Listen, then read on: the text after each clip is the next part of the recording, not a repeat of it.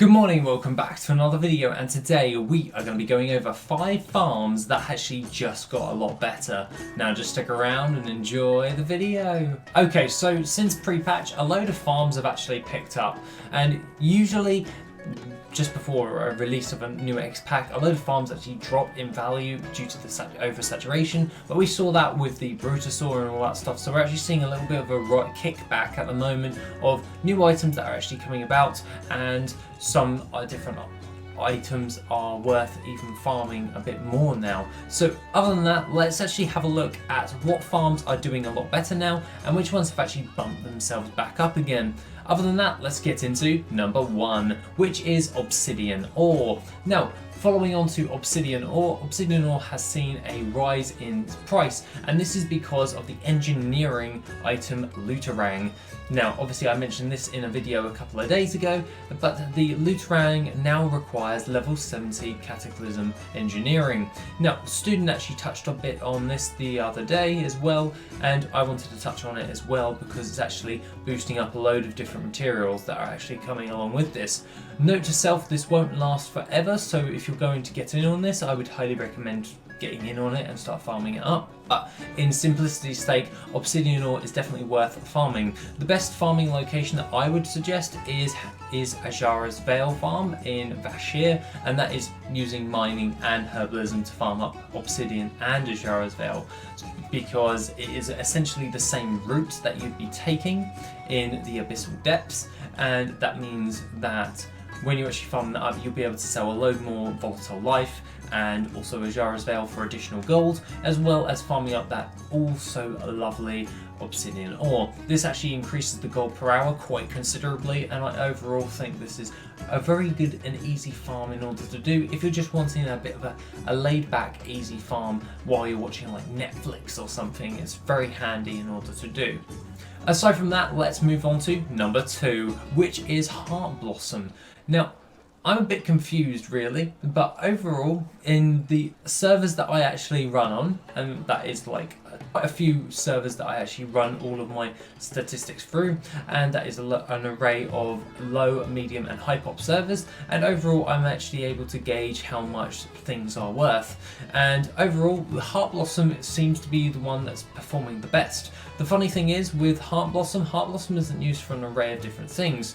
The best possible way in order to deal with Heartblossom is not to sell it flat on the auction house once you've actually finished farming it up, is actually crafting it into the black fallow ink, and that is done through milling or being a scribe. Basically, you'll be turning that into the inks, and then you'll be able to sell that on the auction house or turn that into contracts, which is my preferred method. Aside from all of that, you do get a heavy amount of volatile life for an hour's worth of farming, which fetches a stupid amount of gold at the moment, as we've seen a rise in the price of volatile life. Coming in at number 3, and no surprise, is Elementium Ore. Elementium Ore has seen an increase, as well as Obsidian Ore for number 1, and that is due to the fact of the engineering item once again. But alongside that, Pyrite Ore has actually been on the rise as well, even though that's not used to actually make that item, but that's probably because of the influx of Elementium Ore being used. The thing of note that I would actually recommend on actually farming this up is Aldum. Now, Aldum has always been a great way in order to farm up a load of Elementium and also Pyrite Ore, and I use this as my stable way in order to get a hold of a load of Pyrite Ore and Elementium just in general for my Vial of the Sands farming. It's like my go-to farm. The thing of note is I would actually recommend pairing this with your mining and herbalism, because you could also take that as the route for farming up a load of whiptail and also volatile life to increase your gold per hour. The best way to actually farm up the Elementium Ore, however, is by just going along the outskirts of the actual zone and then doubling back. The next way in which I like to do is actually take half of the outskirts and then just go down the river and back up again, and then redo that in like a loop-esque fashion, and that is because I can get more gold per hour for my actual time invested. I did a quick run of this earlier in the day, and actually it proved out to be quite profitable overall compared to a standard farming route.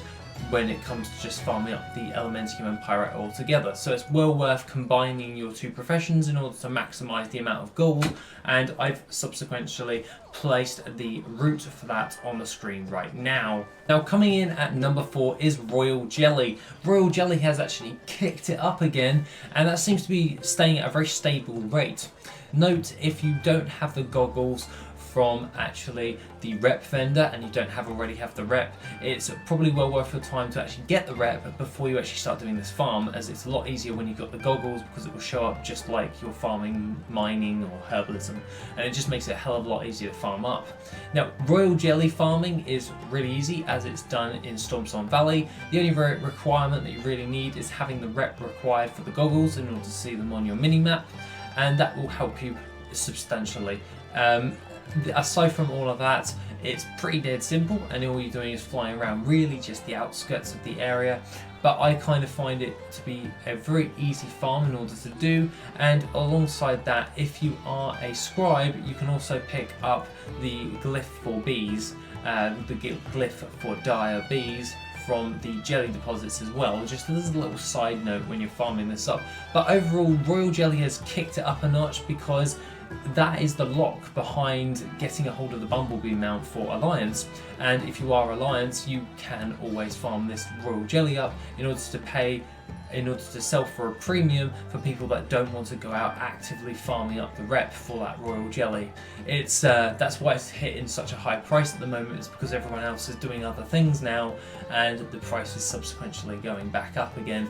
So other than that, guys, that is pretty much a really great farm. So let's get onto our last and final farm at number 5, which is Fell Iron Ore.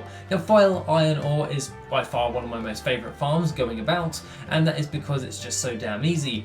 The best zones in order to actually farm up is Nagrand. Nagrand's pretty damn good when it comes to actually picking up a lot of adamantite and corium ore, but if you want the best of both worlds when it comes towards corium, adamantite and fell iron, it's Terracar Forest. This is my go-to farm when I want to farm up fell iron ore, and at the moment we've seen a rise in the price of the demand for fell iron ore. Aside from all of that, this is by far a really easy farm in order to do. However, I would not pair this with herbalism, as it really does slow you down, and the price of the herbs aren't worth a great deal. Unless you're going to be milling those into their respective inks, then it's not worth your time even farming up. But aside from all of that, I do find this farm to be a very good way in order to make a hefty amount of gold in a very little amount of time, i.e. an hour's worth of farming. But it's most definitely one of my most favourite farms in order to do thus far. I would highly recommend keeping an eye on this farm, using either WorthIt or all that jazz. Other than that, that is my picks for the 5 farms that have just got a bit better and are doing a lot better since pre-patch. Other than that, guys, have an awesome rest of the day, and I shall see you in the next video, which will be tomorrow. If you want to support the channel and help make the channel even better, then why not check out the Patreon? Members get additional info, gold making resources, and Patreon specific content. The link is located in the description down below. Thank you and have an awesome day.